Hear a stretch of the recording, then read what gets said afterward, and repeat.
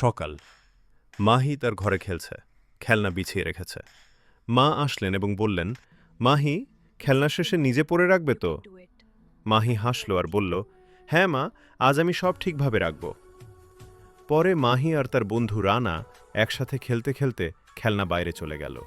মাহি বলল, চলো আমরা সবাই একে অপরের খেলনা ভাগাভাগি করি, সবাই খুশি থাকুক। রানা হেসে বলল, ঠিক আছে, সত্যিই এটা মজার। মা মাহিকে বললেন, মাহি, যখন তুমি সৎ হও, অন্যকে সাহায্য করো আর ভাগাভাগি শিখো, আল্লাহ খুশি হবেন। এটাই জীবনের সবচেয়ে বড় আনন্দ। মাহি মাথা নাড়িয়ে বলল, আমি চেষ্টা করব মা। এরপর মাহি তার খেলনার কিছু অংশ বন্ধুকে উপহার দিল। সবাই খুশি হয়ে বলল, মাহি, তুমি সত্যিই দারুণ বন্ধু। মাহি মনে মনে বলল, দেখো, সত্যি ভালো কাজই জীবনের সবচেয়ে বড় জাদু।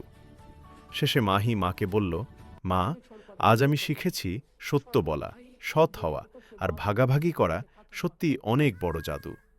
মা হেসে বললেন, ঠিক তাই মাহি, আল্লাহ সব ভালো কাজকে পুরস্কৃত করবেন। মাহি হেসে ভাবল, সত্যি ভালো কাজই জীবনের সবচেয়ে বড় আলো, আর এই আলো আমাদের জীবনকে সুন্দর করে।